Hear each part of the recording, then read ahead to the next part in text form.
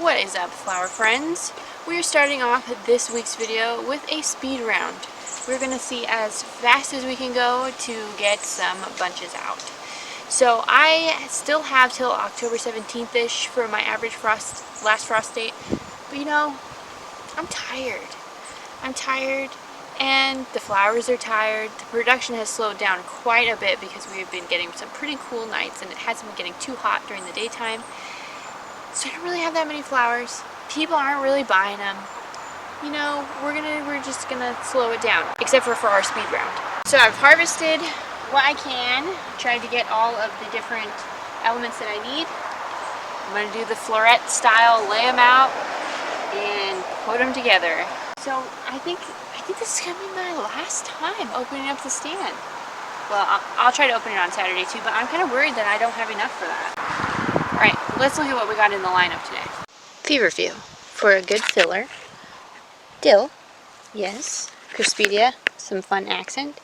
Yarrow for a filler. Dara for a filler. Cosmos, because I always have those. Snapdragons for the spike. And then for our focals, some zinnias, some sunflowers, and just a couple dahlias. So let's see what we can make. Should I do real time or should I do sped up? I don't know. Should I set a timer? I don't know. We'll see. We'll see. So, oh, this is so hard.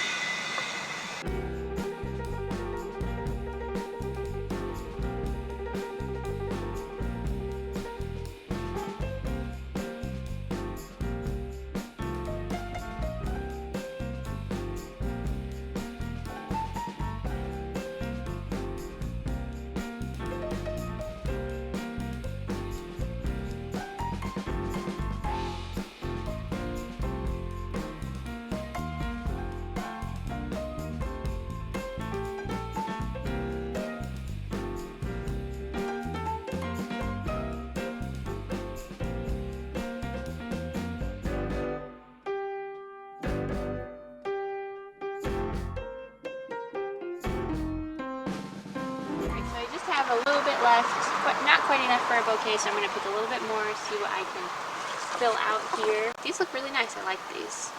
But, you know, I've kind of already accepted that I'm going to have to invest more money in the business.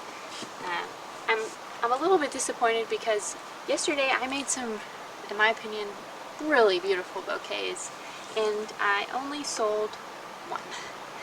So I don't know, I think people are just kind of moving on from flowers for the season.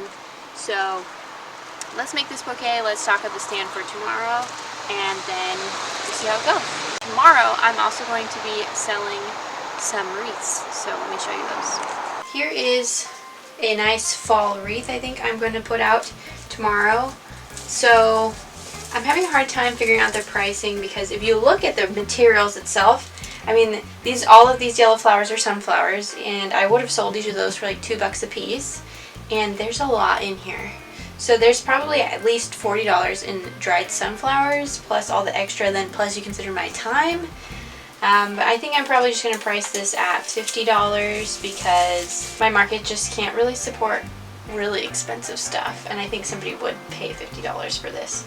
And another note, I have been using the twine, and I don't think it secures things enough for my taste, so I probably will use the wire moving forward. Yeah, I'm really happy with how this turned out. This is all different kinds of sunflowers, scabiosa, seed pods, feverfew, and then sweet Annie. And then this is the wreath form that I made myself out of the twigs from a backyard, and then it's all secured together with twine. So let me know if you'd like a more like tutorial style video on how I make these wreaths. I did post a video a couple weeks ago on kind of a quick how-to on how I do that, but if you'd like more detail, let me know and I can make a video. Then I have this pink straw flower one, which I think I may put out tomorrow. It's not really fall. Honestly, it says a little more like Valentine's Day to me, but you never know. Some people might want to buy some pinky stuff. This one, which is like a more like boho modern hoop style, and this one has dried sunflowers, dried rudbeckia, more scabiosa seed pods, feverfew, some grass, and then some crispedia in there. So yeah, some of these darker rudbeckias dry a very interesting color, but I like how it turned out. There's a little dart in there too. So yeah, and then I just wrapped some raffia around the little end piece here. And this one was secured together just with the floral tape. And it's not super sturdy, but I think it's good enough. Alright, good morning. It's Friday. I've got the stand stocked up, and I've got my fresh flowers here. I think they're looking pretty good, actually. I wasn't so happy about them last night, but they're growing on me for sure. I'm using some baskets to kind of prop them up.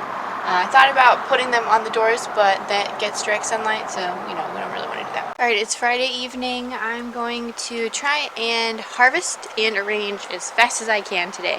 So yesterday I arranged just under 15 minutes, 4 bouquets, so let's see if we can beat that.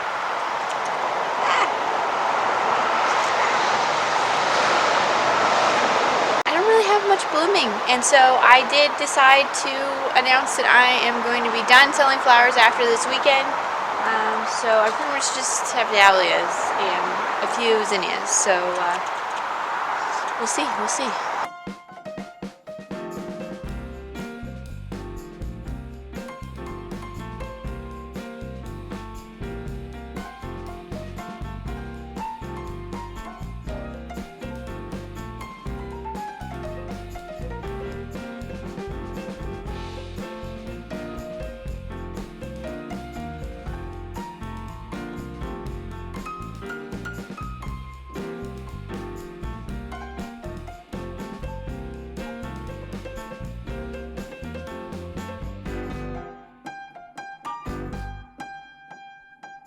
Alright, probably a little more than 15 minutes, but I can't just throw things together. I have to make them look kind of cohesive. It's my thing, I don't know.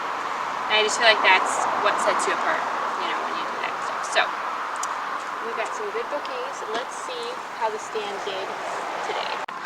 Man, it started getting dark quick. So it looks like I sold 3 out of 4 bouquets today. No wreaths, but that's okay. I did get a lot of interest. Some people are asking, you know, the pricing and things like that. So I think maybe tomorrow will be a good day. So we'll see. I'll show you tomorrow how it goes. Alright, here we are on Saturday, and I got the stand stocked up with wreaths and more bouquets. And I'm going to say at first I was kind of like, whatever, cafe au lait. But I kind of like it. It's very antique-y, and it's kind of, yeah, fancy. And then I got some of these nice combos with the purples and the whites. I like that. This one is probably my favorite today. All like the maroons and things. And this is kind of my hodgepodge. So we'll see how it goes. Alright, it's 6:45. I'm going to close up shop. I got a lot of, literally, there's been no traffic, and then as soon as I'm going to start. So I had a lot of people interested on my post in the wreaths, but nobody stopped by to get any. And I sold 3 out of 4 bouquets, so I think that's pretty good. Straight up, this is a joke, is it not? Oh my god, it's so quiet now. So I guess I'm ending the 2022 season with a nice slow fade out. It's not a fizzle, it's not a bang. And just like that, it's sweater weather. So the weather has cooled down a little bit, which has meant that the flowers have slowed down their production. So this last weekend was the last weekend that I would have the stand open, and I don't regret that, just because I haven't had a lot of flowers. Even just looking out there like, oh, what would I have sold if I could have? Not much. Just because we are finished selling fresh flowers this year does not mean that I am done thinking about flowers. So we still have some of my shelf-stable items, such as the dried flower wreaths, basalts, sachets, things like that, that I can sell during some craft markets here in the next couple months. So I am working on getting that organized. But I'm also thinking about next year and some of the things that I want to do differently. So I'm going to do a whole video on lessons learned, things I would change, stuff like that. But just looking forward in how I want to sell, I want to kind of take a little bit of a different approach. So this first year I just sold 100% from the roadside stand. I did not offer any delivery services, and I didn't offer any subscriptions or anything like that, and I did not go to a farmer's market. So I will do a whole video on the breakdown of how much money I made and how much I've spent, things like that, but I've done pretty decent, I would say, for my first year, especially for not having gone to a farmer's market at all. And there's benefits and drawbacks. So the benefits of selling from the roadside stand are that my time is very flexible. So I have a full-time job, and then I also have, you know, other duties and running the farm and things like that. So my time is very valuable, and I honestly don't think I could manage sitting at a farmer's market for 8+ hours every Saturday, trying to sell the flowers and then try to keep up on farm tasks as well as like harvesting and things like that. I honestly don't think that I could do that, and kudos to people who do that. That is a lot of work, and you're doing awesome.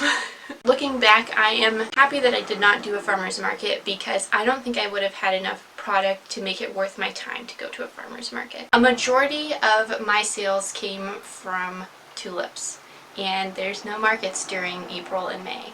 And then June I had pretty much no flowers. I made no sales for most of June. July was very slow, and that was because we had such a wet spring. It delayed everything by 3 or 4 weeks. So typically I would have quite a few dahlias blooming at the end of July, and they really didn't start until a couple weeks into August. So if I had tried to do a June through October market, which is what most of those farmers markets near me are, it would have been rough.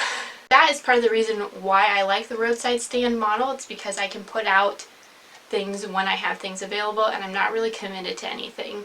And even if I say, you know, I'm open on Fridays and Saturdays as like standing days that you can expect to have product, I don't really have to be open if I don't have product. And so I really appreciate that flexibility, not only in time management, but also in like product availability. The downside of that is that I'm not reaching the widest market because it's people driving by and, you know, opportunistic type of shopping. And then the other thing too is that, you know, that's a smaller market. Obviously I have a lot of traffic in front of my house. I'm sure you hear all the road noise every time I try to record anything.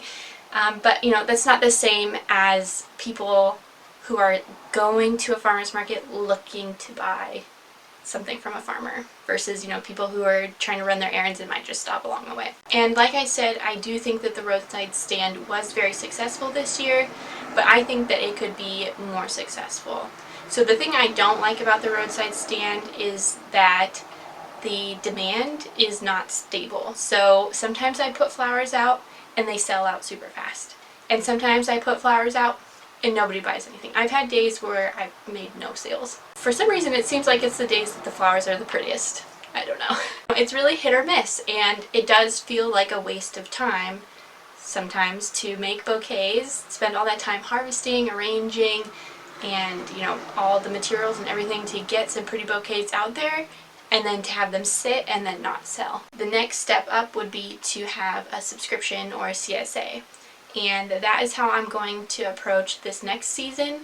So in the spring I'm going to offer CSAs, and they are going to be slightly larger bouquets than my $20 bouquets that are typically out at the stand. Also going to offer delivery. So the strategy behind that is to give people an incentive to commit to flowers rather than, you know, waiting till I'm open and, you know, if it's the right time for them that they stop by and get something. Honestly, I think people probably would sign up for flowers that are just like $20 bouquets that they can pick up themselves.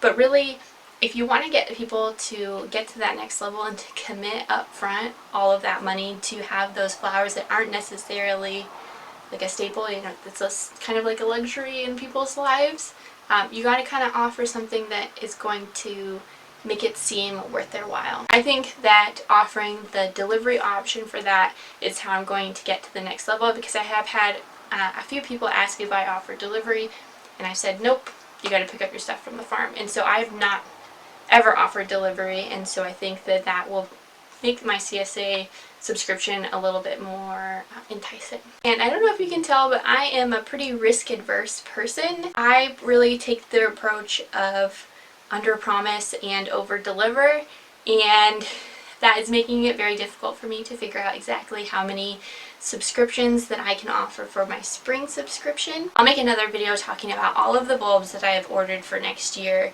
but I'm doing more tulips, and I have early, mid, and late blooming tulips. A majority of my tulips are the late blooming ones because most of the double, the parrot, and like the frilly ones are all later blooming ones. And then I'm also really cranking up the number of ranunculus that I'm going to be growing for this next year, and we'll do a deep dive in the profitability analysis of ranunculus versus tulips. But for me, I think that that is going to be a game changer. But the difficult part is that I did not successfully grow ranunculus corms last year. I put them out in my landscape and I didn't cover them or anything, and they were in an area that had poor drainage. So you can imagine what happened to them. They died. So that skews my understanding of when ranunculus will bloom for me from a fall planting. It's really difficult for me to want to commit to X number of CSAs if I don't know for sure that I'm going to have ranunculus. So if you know when ranunculus will bloom from a fall planting in zone 8, please let me know. I'm really glad that I took this first year to kind of do a no strings attached, just selling at the roadside stand when I have things available strategy, because it helped me learn when people like to buy flowers and when flowers are actually available. Now I'm going to switch things up for this next year, now that I know how much to expect to be able to offer to people. I'm still going to sell at the roadside stand, but I'm going to change the days that I'm open. So I was open on Fridays and Saturdays this year, and then I would do pop-ups throughout the week depending on when I had product available. And so typically in retail situations, Fridays and Saturdays are the best, because that's when most people have days off and they like to do their shopping. But I found, looking at my data, and some of it is a little bit skewed because I was open every Friday and Saturday, but I wasn't open every other day of the week because I was doing pop-ups as I could. But it seems that Fridays and Saturdays were not my best days for sales. It looks like Mondays and Wednesdays were my best days. I'm going to change the days that I'm open to be Sundays and Mondays, 9 a.m. to 6 p.m. It just seems that on Fridays and Saturdays people are like going out of town, or they have things to do because the speed of the traffic is different, the number of people who stop is different. It's just seems like people are not focused on buying flowers at that time because they're going to actually do activities. So I think that that will help this next year, and also be good for my personal life because I like to run errands on Fridays and Saturdays, and so it's really difficult for me to be committed to being here just in case somebody needs help, or making change or something like that.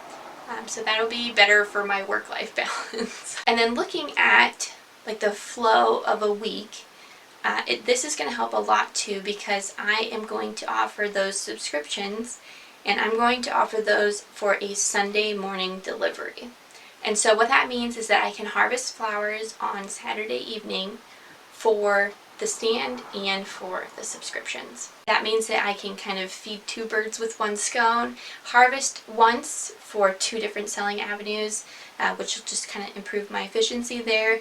A little bit of a worry there is that I might not have enough to consistently open the stand while also filling subscriptions, but we'll see how that goes. I'll also open the stand on Mondays, so that will give the flowers a little bit of time to recuperate.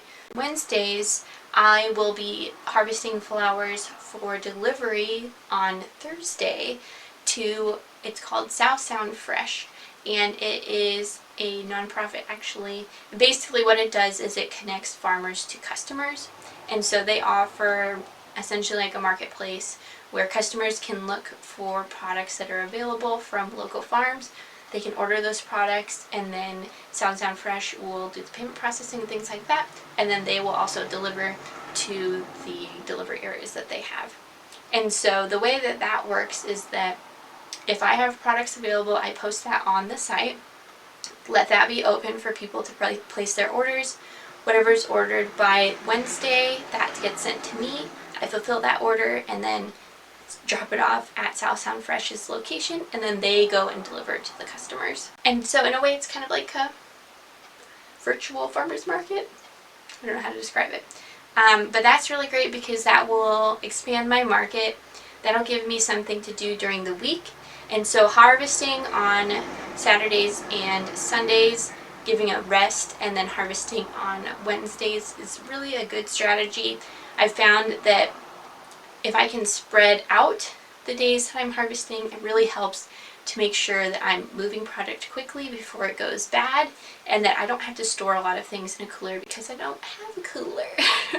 And the cool thing about South Sound Fresh too is that if I don't have product available, I don't post it on the site. And that works really well for me. I figured out, I'm so small scale that it's very difficult to commit to high volume sales because I don't have high volume. So, it would be really cool to get on with like the local grocery store here, which is owned locally, and to offer flowers for sale like in the summertime for them. But I'm not to that level. I don't have that volume, and I don't really have the space to get to that volume. And so working in these ways where it's kind of flexible to committing only to what I have available, and then if I don't have anything, it's no big deal, that is really a good approach for me, I think. And then also minimizing the amount of time that I have to be away from the farm or committed to time frames really works well for balancing full-time job, farm, and personal life. So that is a summary of how I will be selling differently in the next year. So I will keep you posted on how my subscriptions go, because I will be offering those very shortly. So we'll see how many people actually sign up. I will also be posting some videos on my bulb orders and planting those out here in the next few weeks. That is the end of season. We went out with a nice slow fade. Wouldn't say it was a bang or a fizzle. We're just, you know, just smooth sailing right on out to the sunset. That is winter time. So thanks so much for watching, and I'll see you next time.